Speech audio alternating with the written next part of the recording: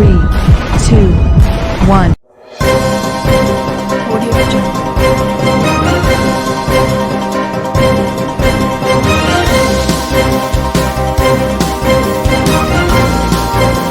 Audio Jungle. Audio Jungle.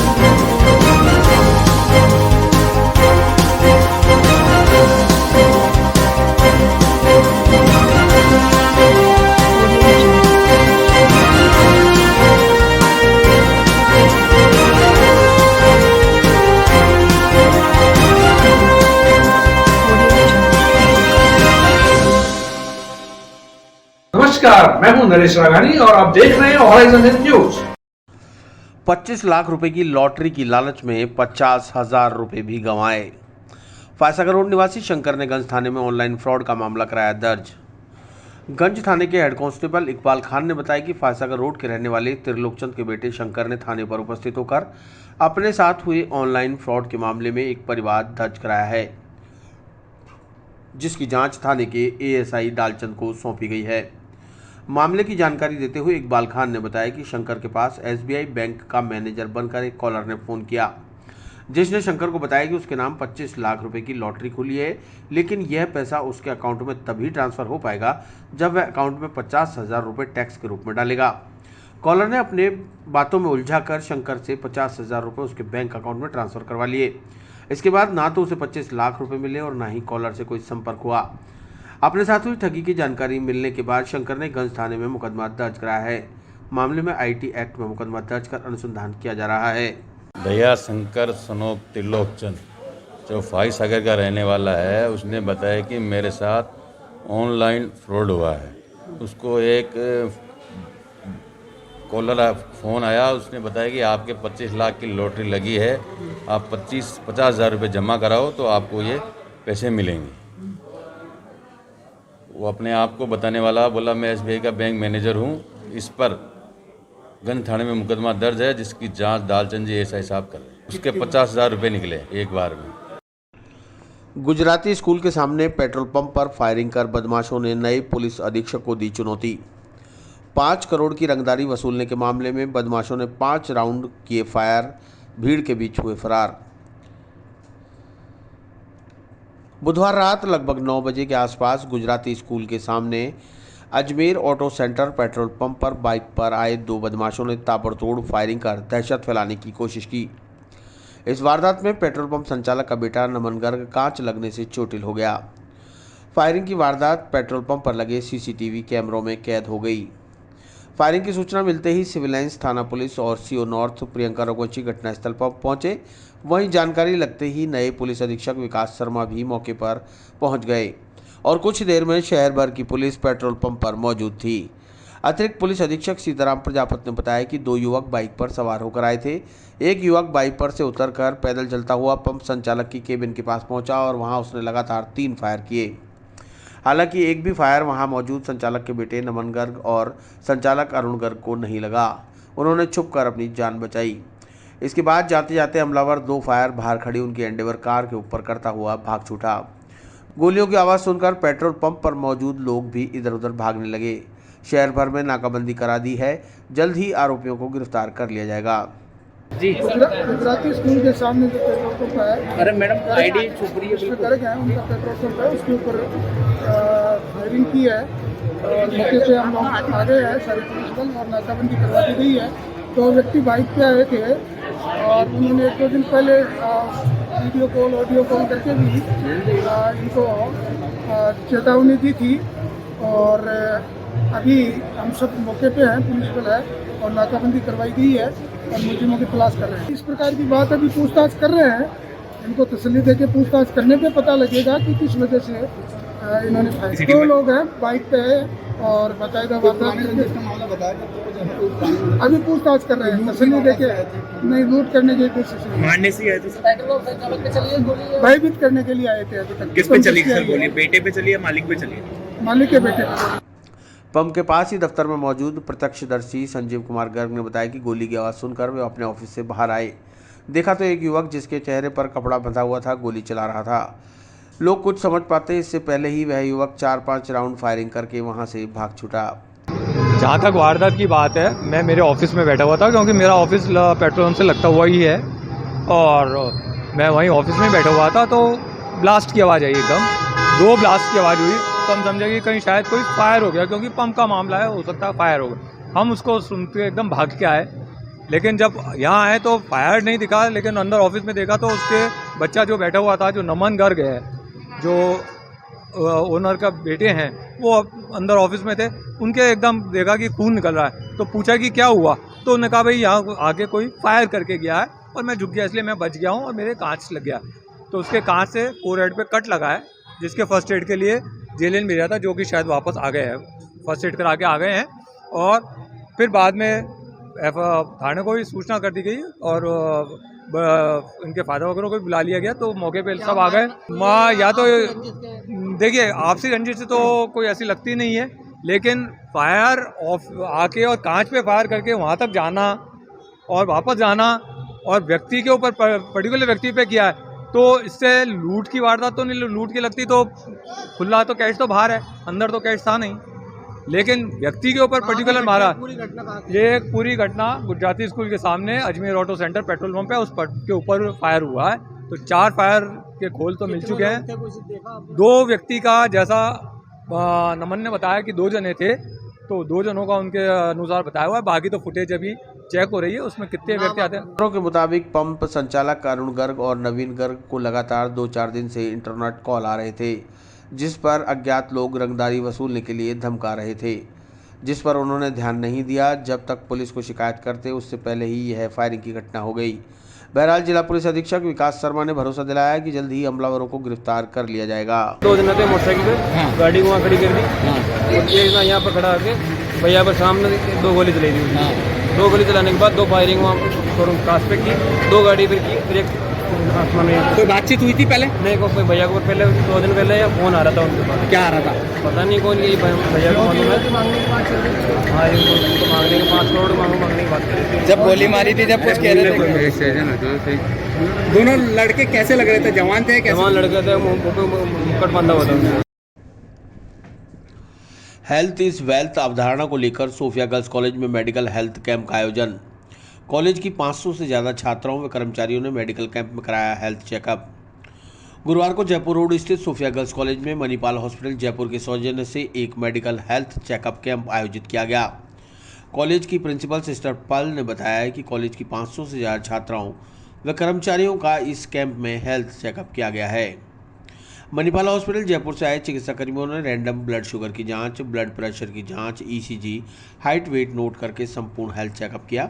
शिविर में gynaec surgeon, plastic surgeon, medicine surgeon सहित कई विषय विशेषज्ञ चिकित्सक मौजूद रहे। वहीं इस मौके पर myth and fact about breast cancer विषय पर एक टॉक शो का आयोजन भी किया गया। आज सोफिया गर्ल्स कॉलेज में हेल्थ कैंप का आयोजन किया गया। मणिपाल हॉस्पिटल जयपुर के तत्वाधान में उनके कोलैबोरेशन से यहाँ पर हमारे 500 से ज़्यादा बच्चों के लिए और कर्मचारियों के लिए हेल्थ कैंप किया गया। उनके सबसे पहले उनका हाइट, वेट, ब्लड प्रेशर और रैंडम ब्लड शुगर लिया गया और उसके लिए डॉक्टर वहाँ पर गायनेकोलॉजिस्ट, प्लास्टिक सर्जन और जनरल मेडिसिन के भी डॉक्टर्स आए थे, जिन्होंने चेकअप किया और जिनको ज़रूरत थी उनका ECG भी लिया गया।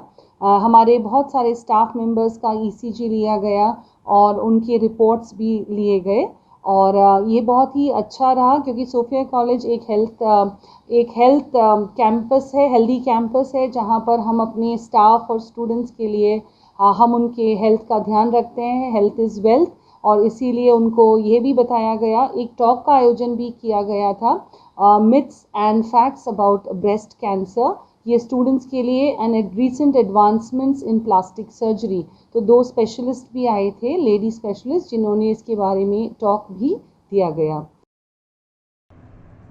जिला कलेक्ट्रेट में एग्रीकल्चर डिपार्टमेंट की त्रैमासिक बैठक का आयोजन। मानसून की देरी से हुई बारिश के चलते रबी की फसल में चने का रकबा बढ़ने का जताया अंदेशा। गुरुवार को जिला कलेक्ट्रेट के सभागार में अतिरिक्त जिला कलेक्टर द्वितीय मुरारी लाल वर्मा की अध्यक्षता में एग्रीकल्चर डिपार्टमेंट की त्रैमासिक बैठक का आयोजन किया गया। बैठक के बारे में जानकारी देते हुए अतिरिक्त जिला कलेक्टर द्वितीय मुरारी लाल वर्मा ने बताया कि बैठक के दौरान नाबार्ड, LDM, ISDS सहित विभिन्न विभागों के अधिकारी मौजूद रहे, जिनके साथ फसल बीमा योजना, NFSL, PMKSY जैसे मुद्दों पर चर्चा की गई। साथ ही बीज खाद की उपलब्धता पर भी विचार विमर्श हुआ। आज एग्रीकल्चर डिपार्टमेंट की आत्माशासी परिषद की बैठक थी, जिसमें समीक्षा की गई और ये पाया गया कि ये बरसात जो बाद में हुई है, इसको देखते हुए, भूमि की नमी को देखते हुए चने का क्षेत्र है वो बढ़ने की उम्मीद है। और कुछ किसान मेला और अंतर्राज्यीय कृषकों का भ्रमण, इसके बारे में चर्चा हुई है और भौतिक और वित्तीय प्रगति की समीक्षा की गई एग्रीकल्चर विभाग से, जो काफ़ी संतोषजनक रही है।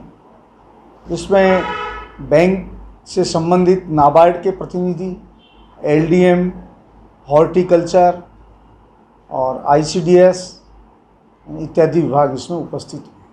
विभाग की सहायक उपनिदेशक आरती यादव ने बताया कि इस बार मानसून की देरी से हुई बरसात के चलते चने का रकबा बढ़ने की उम्मीद जताई जा रही है। लगभग 2,30,000 हेक्टेयर की फसल होने का अनुमान लगाया जा रहा है, जिसके चलते किसानों में भी खुशी की लहर है। उन्होंने बताया कि बैठक के दौरान किसानों की फसल बीमा के बारे में चर्चा की गई। वर्ष 2021 में लगभग 90,000 किसानों का बीमा किया गया और उनकी पॉलिसियां भी प्रशासन गाँवों के संग अभियान में भेजी गई हैं। त्रैमासिक बैठक में पूर्व में लिए गए लक्ष्य से 50% लक्ष्य हासिल कर लिया गया है। आज चर्चा हुई और क्या निर्णय निकला है? आज डिस्ट्रिक्ट लेवल एग्रीकल्चर कमेटी की बैठक हुई कलेक्टर साहब की अध्यक्षता में, जो हर 3 महीने में समीक्षा बैठक की जाती है। हमें हर 3 महीने के टारगेट मिलते हैं। अभी हमने लगभग 50% अचीवमेंट कर लिया है। मेन जो भी स्कीम्स आती है एग्रीकल्चर की, NFSL, PMKSY, फसल बीमा इत्यादि की समीक्षा की गई। तो ADM साहब बैठे, उन्होंने कहा कि कुछ स्कीम्स में फार्मर्स को आप थोड़ा सा अवेयर करें। अभी जैसे बरसात हो रही है तो कौन से एरिया बढ़ेगा, तो हमारा ये मानना है कि जैसे बरसात इस टाइम होगी ना, तो चने का एरिया मैक्सिमम बढ़ेगा। लगभग 2,30,000 हेक्टेयर के रबी के टारगेट है, तो 2,30 से ऊपर ही जा सकता है अचीवमेंट अपना। और फसल बीमा की गई। खरीफ 2021 में लगभग 90,000 किसानों का बीमा किया गया है और उनकी पॉलिसियां भी प्रशासन गाँवों के संग अभियान में भी वितरित की जा रही है। और इसका जो बीमा क्लेम खराबा अभी हुआ है खरीफ 2021 के अंदर, तो फार्मर्स के यहाँ पे कंपनी, बीमा कंपनी, पटवारी और किसान और कृषि विभाग के मेंबर्स के साथ में मिलकर सर्वे किया गया है। उस सर्वे के बिहाफ पे जो मिलेगा और फसल कटाई के आधार पे जितना भी खराबा का पैसा मिलेगा वो फार्मर्स के खाते में DBT कर दी जाएगी। देश भर में विभिन्न पुलिस बलों में फर्ज को अंजाम देते हुए शहीद हुए जवानों की याद में मनाया पुलिस दिवस। अजमेर पुलिस ने RPSC चेयरमैन भूपेंद्र सिंह यादव की अध्यक्षता में दी शहीद पुलिस जवानों को श्रद्धांजलि। गुरुवार को अजमेर पुलिस लाइन में पुलिस दिवस मनाते हुए वर्ष पर्यंत दौरान फर्ज अपनी जान गंवाने वाले शहीद पुलिसकर्मियों व अधिकारियों को श्रद्धांजलि देते हुए नमन किया गया। इस मौके पर पुलिस परेड का आयोजन हुआ। अजमेर जिला पुलिस महानिरीक्षक S सेंगाथिर ने बताया कि देश भर के विभिन्न पुलिस बल जैसे स्थानीय पुलिस, CRPF, BSF के जवान व अधिकारी ड्यूटी को अंजाम देते हुए जो दिवंगत हो जाते हैं, उनकी याद में पुलिस दिवस मनाते हुए पुलिस परेड का आयोजन किया जाता है। अजमेर जिला पुलिस ने कुछ समय पूर्व भीलवाड़ा जिले के 2 पुलिस जवान जो दौरान फर्ज शहीद हुए थे, उन्हें भी याद कर श्रद्धांजलि अर्पित की है। इस मौके पर आयोजित पुलिस परेड कार्यक्रम की अध्यक्षता राजस्थान लोक सेवा आयोग के चेयरमैन भूपेंद्र यादव ने दी। पुलिस परेड के दौरान शहीद जवानों को गार्ड ऑफ ऑनर देते हुए पुष्प चक्र अर्पित किए गए। आज पुलिस दिवस परेड है।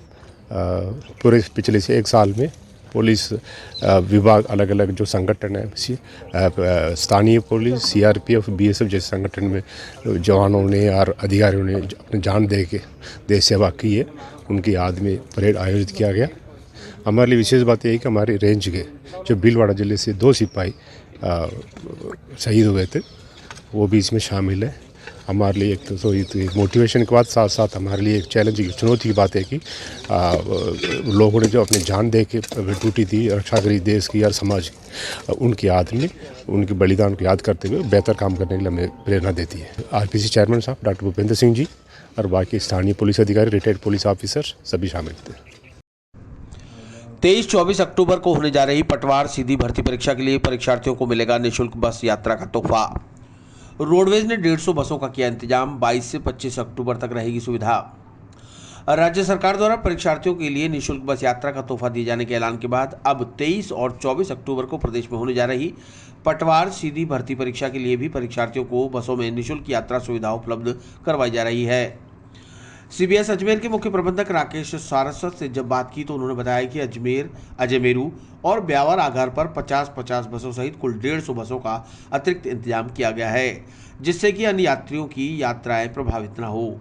निगम से मिले आदेशों के मुताबिक परीक्षार्थियों को परीक्षा से 2 दिन पूर्व अपने निवास स्थान से परीक्षा केंद्र तक जाने के लिए निःशुल्क सुविधा उपलब्ध करवाई जाएगी, जिसके तहत 22 अक्टूबर से लेकर 25 अक्टूबर तक बसों में निःशुल्क यात्रा सुविधा परीक्षार्थियों के लिए उपलब्ध करवाई जा रही है। पूर्व में परीक्षा तिथि से 1 दिन पहले ही निःशुल्क बस यात्रा सुविधा उपलब्ध कराई थी, जिसे अब 2 दिन तक बढ़ा दिया गया है। रोडवेज की तरफ से जिला प्रशासन की मांग के अनुसार अतिरिक्त बसों का संचालन किया जाएगा। अजमेर, अजमेरू, ब्यावर। अजमेर ज़िले में 3 ऑपरेटिंग डिपो हैं, जिससे प्रत्येक डिपो से 50 बसें, टोटल 150 बसें इस एग्ज़ाम के लिए रिजर्व रखी गई हैं, जिनका संचालन कल दिन 22 तारीख से 24 तारीख तक रहेगा। ये परीक्षा 2 दिन रहेगी, 23 तारीख और 24 तारीख। 2 पारियों में संचालन होगा इस एग्ज़ाम के अभ्यर्थियों का, और इन दोनों दिन बसों का संचालन रहेगा। बसें एक्चुअल में एग्ज़ाम के 2 दिन पहले से और एग्ज़ाम ख़त्म होने के 1 दिन तक, मतलब देखा जाए तो आज और कल और 25 तक, जैसे जो मुझे सूचना मिली है, अजमेर के अभ्यर्थियों का सेंटर या तो अजमेर, जयपुर है, या भीलवाड़ा है, और या नागौर है। मेरे लिए 3 जगह पर है, ज़्यादा दूर नहीं रखा है इस बार सेंटर, और सेंटर ज़्यादा जिला मुख्यालयों पर ही है। SP, ASP और CO दरगाह के नेतृत्व में गठित टीम ने चैन स्नैचर महिलाओं को पकड़ा। चैन तोड़ने वाली बावरी जाति की महिला पर झोटवाड़ा में 19 मुकदमे पूर्व में है दर्ज। पुलिस अधीक्षक विकास शर्मा, अतिरिक्त पुलिस अधीक्षक सीताराम प्रजापत और दरगाह CO रघुवीर प्रसाद शर्मा के निर्देशन में थाना प्रभारी दलबीर सिंह के नेतृत्व में अपराध पर अंकुश लगाने के लिए गठित की गई टीम ने त्वरित कार्रवाई करते हुए दरगाह परिसर में महिला जायरीन के गले से चैन स्नैचिंग करने वाली शातिर महिला को गिरफ्तार कर उसके साथ उसके 2 साथियों को भी गिरफ्तार करने में कामयाबी प्राप्त कर ली। अतिरिक्त पुलिस अधीक्षक सीताराम प्रजापत ने बताया कि दरगाह थाने में दर्ज मुकदमा नंबर 114/21 में पुलिस शातिर महिला की तलाश कर रही थी।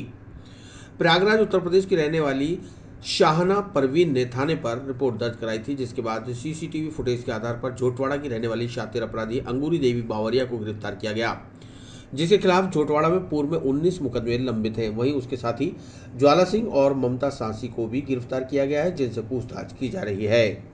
दरगाह थाना पुलिस ने शाहना परवीन कोई जायरीन थी महिला, जो प्रयागराज उत्तर प्रदेश की थी, दरगाह शरीफ में दर्शन करने के लिए आई थी। उसकी चेन स्नैचिंग हुई, चेन तोड़ ली गई थी। इस पे मुकदमा नंबर 114/21 दर्ज हुआ दरगाह थाने में। फिर दरगाह थाने की टीम ने जो है वो CCTV फुटेज के आधार पे अन्य जो तरीके हैं उनसे तफ्तीश करते हुए, पूछताछ करते हुए, सुरागरसी करते हुए चेन स्नैचिंग करने वाली मुख्य अभियुक्त अंगूरी देवी बावरिया, ये जो है ये झोटवाड़ा की रहने वाली है और इसके खिलाफ 19 मुकदमे दर्ज हैं। कुख्यात जो है चेन स्नैचर और अपराधी है, और इसके साथ ज्वाला सिंह और एक ममता सांसी, इन 3 को गिरफ्तार किया और चेन बरामद की है। अजमेर के अंदर जो कोई भी वारदात होती है, बड़ा शहर है, लाजमी वारदात भी होती है, ट्रेस आउट भी करते हैं, गिरफ्तार भी करते हैं और वारदात का खुलासा भी करते हैं। अभी जो चेन स्नैचिंग की जितनी भी वारदात हुई, उनमें अधिकांश वारदातें हैं उनका पर्दाफाश दरगाह पुलिस ने किया है, और हमारे सुपरविजन में और CO दरगाह के नेतृत्व में जो टीम गठित करके कार्रवाई टाइम टू टाइम करते आ रहे हैं। प्रधानमंत्री नरेंद्र मोदी के नेतृत्व में मुफ्त कोरोना वैक्सीनेशन के 100 करोड़ का लक्ष्य पूरा। भाजपा शहर जिला अजमेर संगठन प्रभारी वीरमदेव सिंह ने ली संगठन की बैठक। सबको वैक्सीन, मुफ्त वैक्सीन, टीकाकरण 100 करोड़ के लक्ष्य के पार। प्रधानमंत्री नरेंद्र मोदी के नेतृत्व में केंद्र सरकार ने पूरे देश भर में मुफ्त वैक्सीनेशन का 100 करोड़वां डोज लगवाकर इस लक्ष्य को पार कर लिया। तय समय में अधिक से अधिक लोगों के वैक्सीन की 1 या 2 डोज लग चुकी हैं। अब आने वाले दिनों में नौनिहालों के वैक्सीनेशन का कार्यक्रम प्रारंभ होने वाला है। 100 करोड़ डोज लगने पर भारतीय जनता पार्टी देश भर में विभिन्न आयोजन कर रही है, जिसमें वैक्सीनेशन से जुड़े सेवा कार्य किए जाएंगे। भारतीय जनता पार्टी द्वारा अभियान से जुड़े डॉक्टर्स, नर्स, सफाई कर्मचारी आदि का सम्मान किया जाएगा। पार्टी की ओर से वैक्सीनेशन सेंटर्स पर फल और जूस की व्यवस्था की गई है। वहीं अजमेर में नियुक्त भाजपा शहर जिला अजमेर संगठन प्रभारी वीरमदेव सिंह ने अजमेर शहर जिला भाजपा संगठन की बैठक ली। बैठक के दौरान उन्होंने राज्य सरकार की विफलता पर मुख्य जोर देते हुए सशक्त मंडल कार्यक्रम की समीक्षा की। उन्होंने बताया कि मंडल, शक्ति केंद्र, बूथ और पन्ना प्रमुख के ढांचों को संपूर्ण राज्यों को हम फरवरी से पूर्व पूरा कर लेंगे। फिलहाल संगठनात्मक अजमेर जिले में 3 विधानसभा क्षेत्रों में 660 बूथ हैं। उन्होंने बताया कि कुल 12 मंडल बनाए जाएंगे, जिनमें प्रत्येक में 50 बूथों का एक मंडल गठित करना है, जिसे लेकर बैठक में विमर्श और चर्चा की गई। बैठक में शहर जिला अध्यक्ष डॉक्टर प्रियशील हाड़ा, मेयर ब्रिजलता हाड़ा, पूर्व mayor Dharmendra Gehlot, deputy mayor Neeraj Jain, पूर्व शहर जिला अध्यक्ष अरविंद यादव, शिवशंकर हेड़ा, जिला महामंत्री रमेश सोनी सहित भाजपा पदाधिकारी व कार्यकर्ता मौजूद रहे। 12 मंडल हैं और एक मंडल और प्रस्तावित किया है कि हमारे केंद्रीय नेतृत्व का ये निर्देश है कि हम 50 बूथों तक एक मंडल का गठन करना है। तो यहाँ जो 12 है उसमें से 2-3 मंडल ऐसे हैं जिसमें 50 से ज़्यादा बूथ हैं, तो उसमें एक में कुछ ज़्यादा ही है, इसलिए उसको नया मंडल उसमें प्रस्तावित करने का उत्तर विधानसभा क्षेत्र में अजमेर जो संगठनात्मक जिला हमारा अजमेर शहर जिले का, इन तीनों विधानसभा क्षेत्रों में संगठन की दृष्टि से यहाँ 2 जिले हैं। जो प्रशासनिक जिला अजमेर है, इसमें संगठन की दृष्टि से 2 जिले हैं, अजमेर देहात और अजमेर शहर। ये आने वाले चुनाव की तैयारी करने के लिए देखिए, राजनीतिक पार्टियां हैं, राजनीतिक पार्टी हमेशा ही हर मोड़ में रहती है, इसलिए चुनाव जब आएंगे, चुनाव तो 2023 में होने हैं, परंतु ये संगठन का जो काम है ये तो निरंतर चलता रहता है। तो निर्देश को सदस्यता अभियान चलाने को सदस्यता अभियान कर चुके हैं, सदस्यता अभियान पहले हो चुका है, अब तो केवल इसको जो संगठन का जो हमारा ढांचा है इसको मजबूत करना है। मौजूदा राज्य राजस्थान सरकार पूर्णतया विफल है और न इन्होंने बेरोजगारी की तरफ ध्यान दिया, और अभी जो रिट की परीक्षा हुई है इसमें जितनी नकलों की अफवाहें आ रही है सोशल मीडिया पे जो चल रहा है, उसको देखते हुए ऐसा प्रतीत होता है कि वास्तव में नकलें हुई है। तो हमारी भी यही मांग है कि जहाँ ये अगर लोगों ने 5-5, 6-6 साल से तैयारियां कर रहे हैं रिट की, और अगर इस प्रकार से नकलें हुई है तो उनके भविष्य का ध्यान रखते हुए एक बार पुनर्निरीक्षण इसका किया जाना चाहिए। जैसे प्रदेश अध्यक्ष का चुनाव हुआ तो वो 3 साल प्रदेश अध्यक्ष रहेंगे, और इसी प्रकार से उसकी कार्यकारिणी 3 साल तक रहेगी। मंडल भी 3 साल रहेगा, 3 साल ही रहेगा, लेकिन वापस वही पदाधिकारी बन जाते हैं। नहीं, ऐसा होता है कि चुनाव होते हैं, चुनाव में अगर उसको चुन लिया जाता है तो बनेगा ही वो। देखिए, कांग्रेस पूर्णतया इस विषय पर राजनीति कर रही है, और जो अत्याचार, जैसे झालावाड़ में एक दलित को पीट के मार दिया गया, उसके बाद में हनुमानगढ़ जिले में भी प्रेमपुरा में ये कांड हुआ, इस प्रकार के कई हुए। दलितों पर अत्याचार के इतने केसेस हुए हैं इस राजस्थान सरकार में, इस माननीय अशोक गहलोत जी की राज में आने के बाद में, कि उसको अपन शायद मेरे ख्याल से देश में 5वें या 4थे स्थान पर, भाई साहब को आपको ज़्यादा जानकारी होगी, 5वें 4थे स्थान पर पहुंच चुका है राजस्थान, और दूसरे स्थान पे। तो ये कितनी विनम्रता है, जबकि एक तरफ कांग्रेस कहती है कि हम दलितों की मसीहा हैं, और दूसरी तरफ दलितों के साथ अत्याचार हो रहे हैं और वो परवाही नहीं कर रहे हैं। ये केवल और केवल अपनी सरकार बचाने के चक्कर में बैठे हैं, इनको कोई मतलब नहीं है, न तो किसी दलित से मतलब है न जनता से मतलब है। ये केवल अपना उल्लू सीधा कर रहे हैं कि मेरा ये एमएलए कहीं भगने जाए। यूपी में क्यों पहुंच जाते हैं कि दलित के संग अत्याचार होता है? अब ये राजनीति करते हैं, वोटों की राजनीति है, वोटों की राजनीति के चक्कर में जाते हैं और कोई इनका कोई उससे आम जनता से लेना देना नहीं है। आम जनता से लेना, अब मेरी बात सुनिए, जब पंजाब के मुख्यमंत्री और वहाँ के छत्तीसगढ़ के मुख्यमंत्री अपना राज्य में अत्याचार होते हैं उनको तो रोक नहीं पाते हैं, और वहाँ उत्तर प्रदेश में उनको वो जो अत्याचार हो रहे हैं वो दिख रहे हैं तो वहाँ पहुँच रहे हैं, ये कहाँ तक उचित है?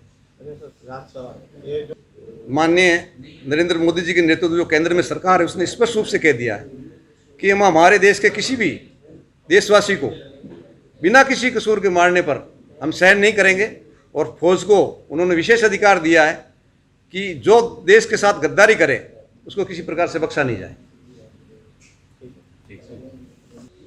वैक्सीनेशन में जो आंकड़ा 100 करोड़ का छूने का था उसको आज केंद्रीय सरकार ने माननीय मोदी जी के नेतृत्व में 100 करोड़ लोगों को वैक्सीनेशन कर दिया गया है इस देश में।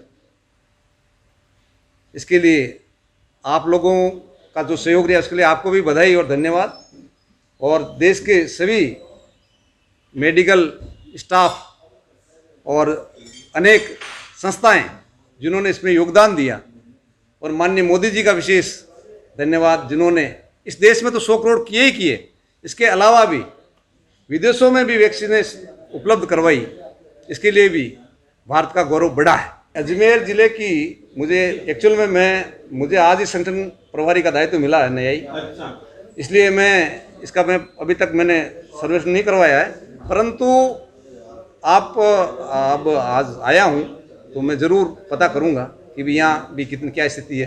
पर स्थिति जो अखबारों में और मीडिया में आती थी उसके अनुसार अच्छी प्रगति अजमेर ज़िले में भी होनी चाहिए।